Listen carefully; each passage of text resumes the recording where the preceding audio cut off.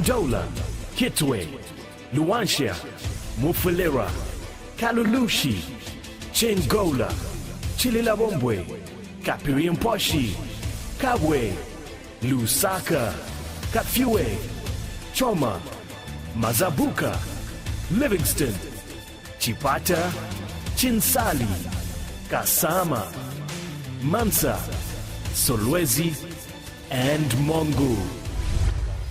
Feel free to interact with us and let us know where you are watching from. Only on your Top Star Decoders Channel 91, Sun FM TV. Radio Gone Rogue. Radio Gone TV. Sun FM, broadcasting from the Copperbelt capital, Ndola City. This is your favourite station. The news.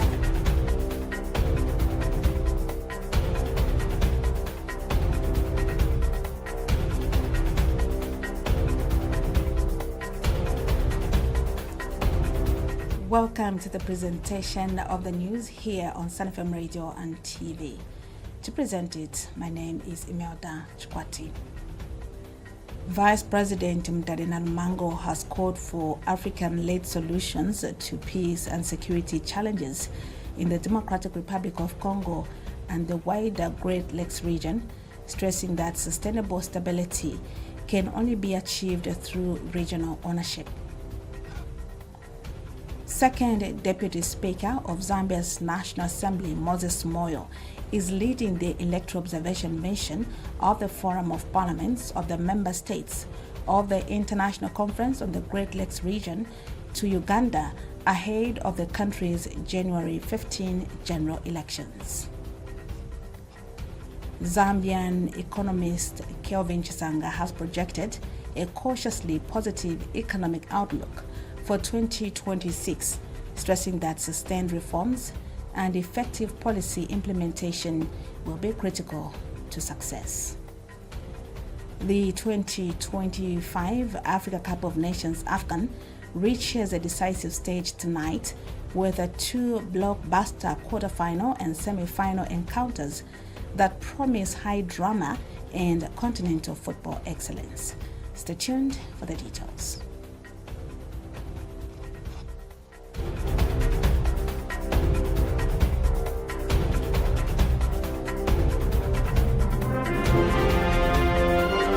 The news, 88.5 Sun FM. Vice President Mtalina Lumango has called for African-led solutions to peace and security challenges in the Democratic Republic of Congo and the wider Great Lakes region, stressing that sustainable stability can only be achieved through regional ownership. Speaking at the extraordinary meeting of ICGLR Ministers of Defense in Livingston, Nalumango said frameworks must remain firmly in African hands to empower the continent to secure its future without over-reliance on external actors. She welcomed the refinement of the expanded joint verification mechanism and ceasefire oversight mechanisms signed in Doha in October 2025, describing them as vital steps toward strengthening compliance and rebuilding trust. Ms. Nalumango reminded delegates that defense institutions exist to preserve peace, not wage war, urging ministers to move beyond speeches and commit to strengthening regional defense under the ICGLR Pact on Security, Stability and Development. She called for greater information sharing, adoption of best practices, and collaboration with diplomatic, humanitarian, and civil society actors. As the three-day extraordinary meeting of the International Conference on the Great Lakes Region Ministers of Defense comes to an end, attention is now turning to whether words spoken in Livingston will translate into action on the ground. The meeting was convened against the backdrop of a deepening crisis in the Democratic Republic of Congo, where millions of people have been displaced by ongoing fighting, armed groups continue to exploit minerals, and entire communities live under the shadow of fear and hunger. Speaking at the meeting, Vice President Mutale Nalumango called on ministers to move beyond speeches and make firm commitments to strengthen regional cooperation. Mrs. Nalumango emphasized the need for information sharing, adoption of best practices, and collaboration with humanitarian and civil society actors to address the root causes of conflict and build lasting stability. Our weapons must be instruments of deterrence, not destruction. Our strategies must aim not only to defeat enemies, but also to prevent conflict before they ignite, or to create peace where there has been conflict. That's the purpose for this. Therefore, may I commend the ICGLR for championing dialogue, mediation, and peacekeeping. These efforts must be strengthened, for they remind us that the greatest victory is not won in the battlefield, but in the hearts of our people, when they live free from fear. That is the real victory. In this regard, the ultimate goal of our defense should not be to aid destruction, but to be a shield for human dignity, preservation of life, and the promotion of harmony. ICGLR Executive Secretary Mobita Luabela said more than 10.5 million people have been displaced in the Democratic Republic of Congo due to continued fighting, describing the situation as one of the most severe humanitarian crises in the region.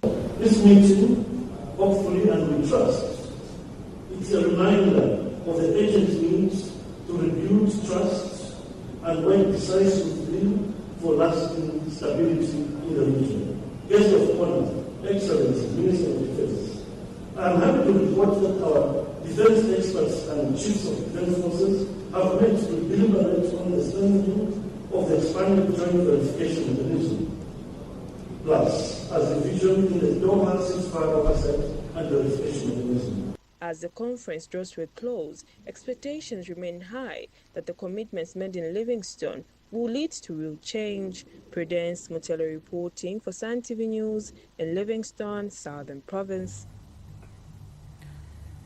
Second Deputy Speaker of Zambia's National Assembly, Moses Moyo, is leading the electoral observation mission of the Forum of Parliaments of the Member States of the International Conference on the Great Lakes Region, FPICGLR, to Uganda ahead of the country's January 15 general elections. Mr. Moyo, who heads the mission, said the delegation was invited by Uganda's government through the Electoral Commission to monitor the conduct of the polls. He emphasized that the mission's priority is to ensure conditions for credible, transparent, and legitimate elections that foster peace and trust. Describing the 2026 election, Uganda's political stability, Moyo explained that the mission will assess the process against regional and international standards, including the African Union Charter on Democracy, the 2006 Protocol on Democracy and Good Governance, and Uganda's Constitution. He stressed that the evaluation will focus on whether the elections reflect the will and aspirations of the Ugandan people. Mr. Moyo urged political parties and institutions to avoid confrontations, hate speech, and violence, encouraging dialogue to safeguard a free choice for citizens.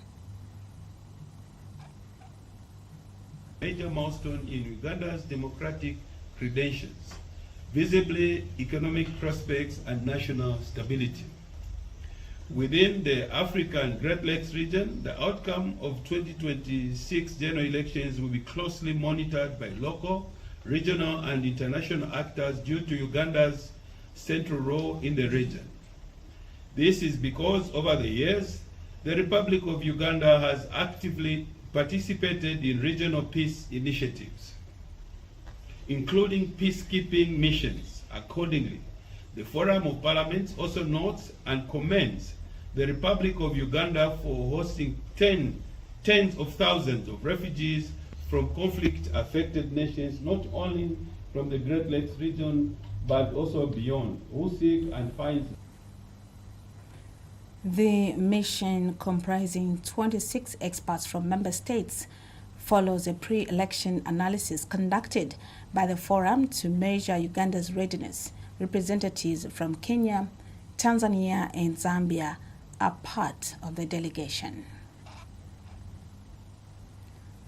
Zambian economist Kelvin Chisanga has projected a cautiously positive economic outlook for 2026, stressing that sustained reforms and effective policy implementation. He said the country's debt restructuring has restored macroeconomic stability, strengthened fiscal credibility, stabilized the exchange rate, and boosted investor confidence. Mr. Chisanga noted that growth of slightly above 6% appears achievable, supported by higher mining output, agricultural recovery, and stronger capital inflows. However, he warned that heavy reliance on the mining sector limits broad-based benefits as its employment and income multipliers remain weak. Without stronger linkages to manufacturing, energy, and local value addition, he cautioned expansion will remain uneven.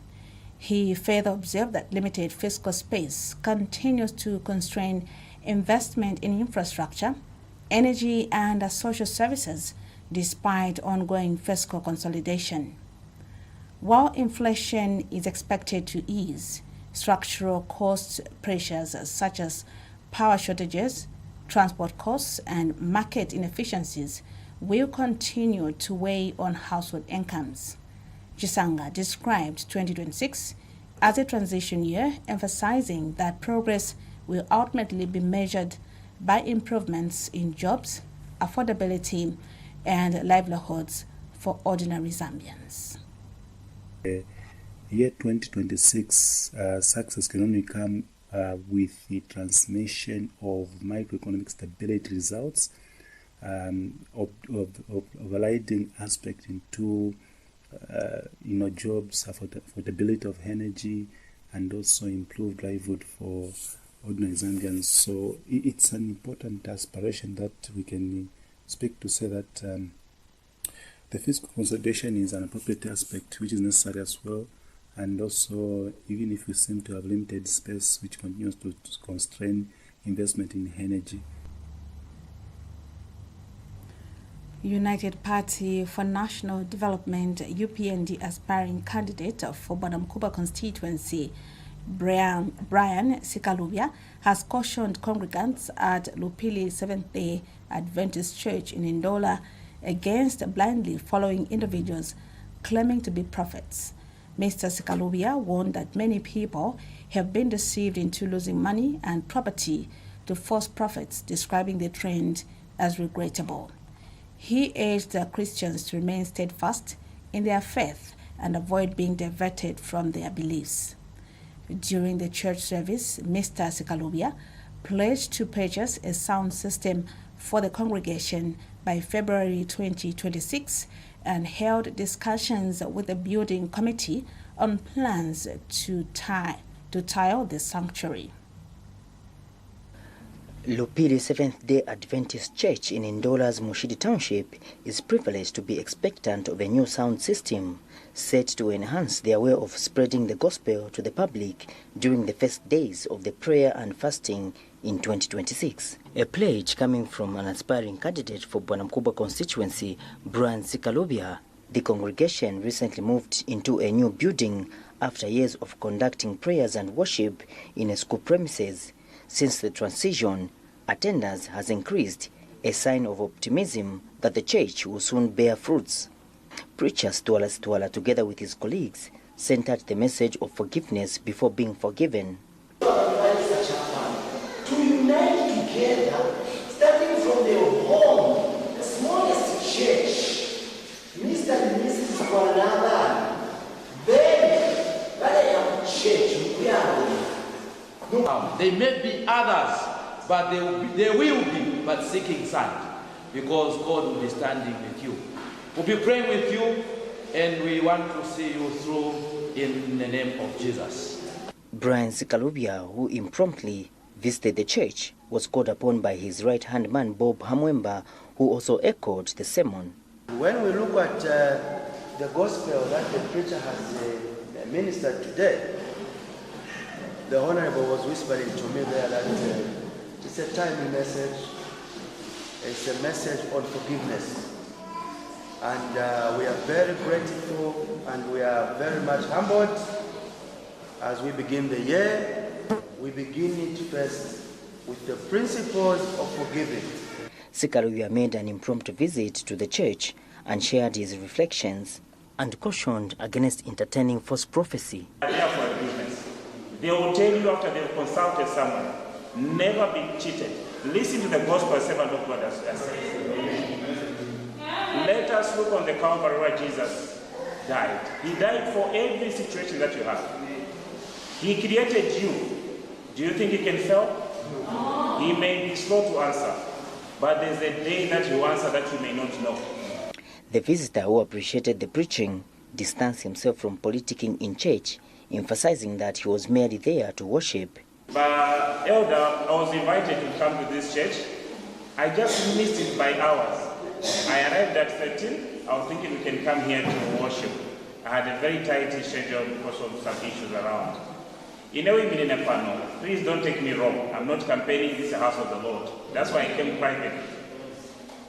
Reporting for Sun FM Radio and TV, I'm Cletus Mutoki in Ndola. Human rights advocate Michael Zulu has urged civil society groups, government institutions, and community stakeholders to intensify efforts in teaching young people about political processes and decision-making. He emphasized that youth, who make up a significant portion of Zambia's population, are vital in shaping the future of democracy. Mr. Zulu warned that without a proper political education, many young people risk being misled or excluded from meaningful participation in governance. He explained that civic awareness equips youth with the knowledge to make informed choices during elections and national events, while also fostering accountability and peaceful engagement.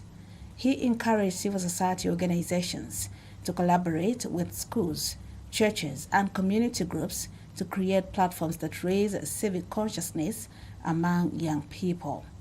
Mr. Zulu further appealed to government to support structured civic education programs, stressing that investing in youth political education is essential for building an informed, active, and responsible citizenry.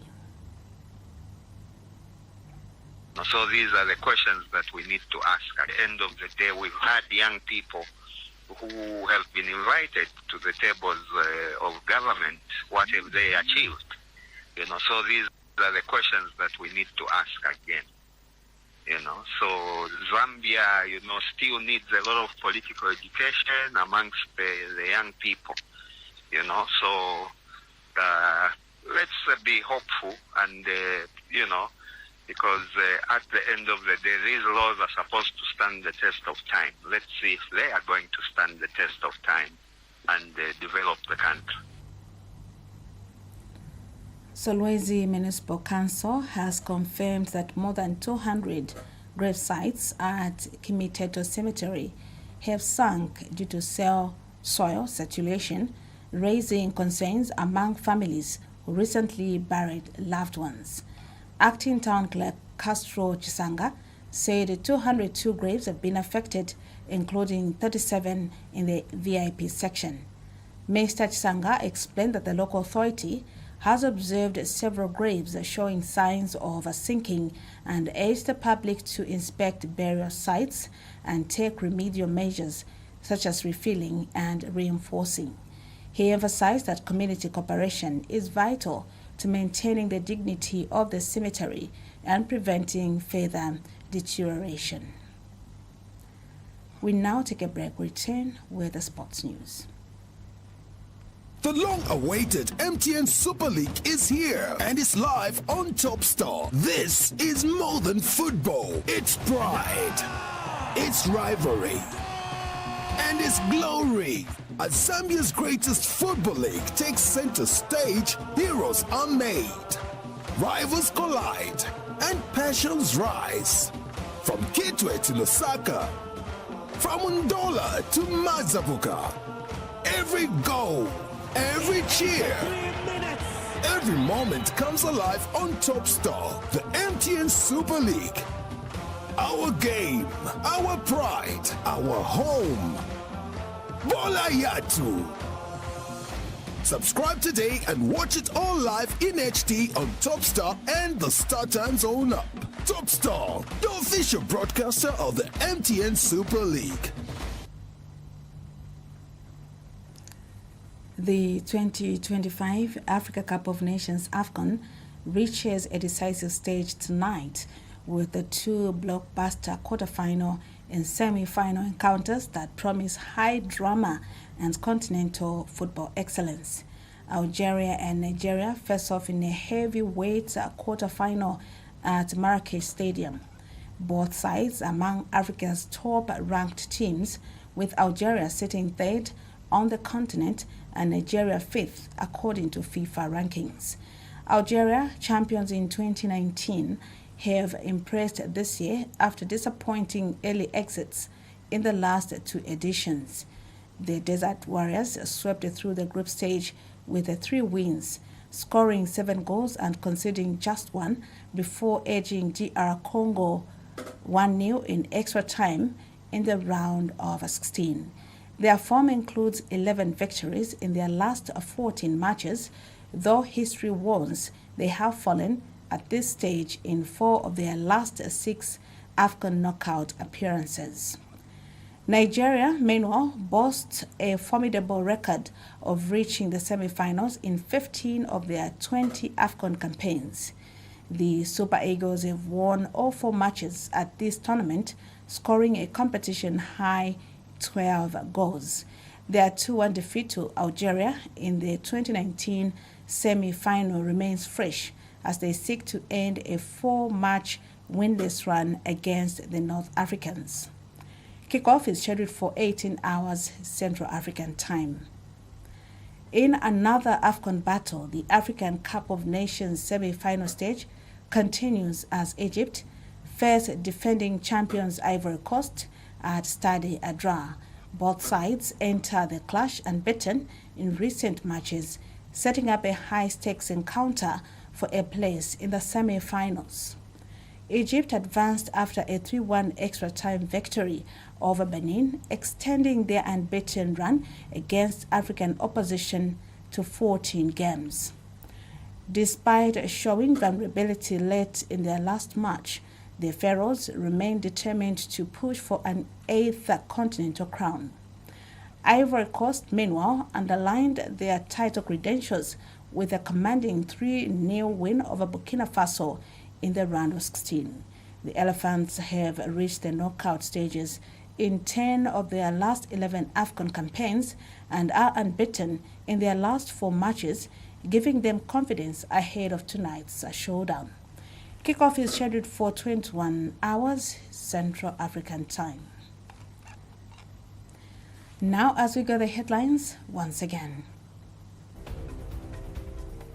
Vice President Mutale Nalmango has called for African-led solutions to peace and security challenges in the Democratic Republic of Congo and the wider Great Lakes region, stressing that sustainable stability can only be achieved through regional ownership. Second Deputy Speaker of Zambia's National Assembly, Moses Moyo, is leading the electoral observation mission of the Forum of Parliaments of the Member States of the International Conference on the Great Lakes region to Uganda ahead of the country's January 15 general elections. Zambian economist Kelvin Chisanga has projected a cautiously positive economic outlook for 2026, stressing that sustained reforms and effective policy implementation will be critical to success. The 2025 Africa Cup of Nations AFCON reaches a decisive stage tonight with two blockbuster quarter-final and semi-final encounters that promise high drama and continental football excellence. Thank you for staying with us. My name is Imelda Shkwati.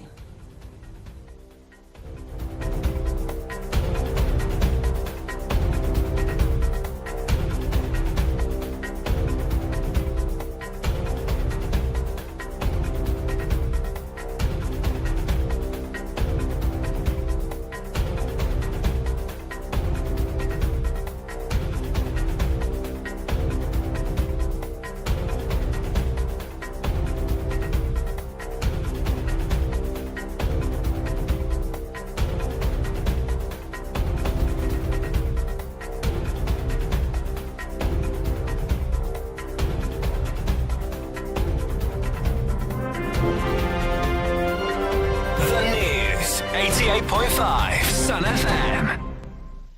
It's Christmas time on Top Star, starting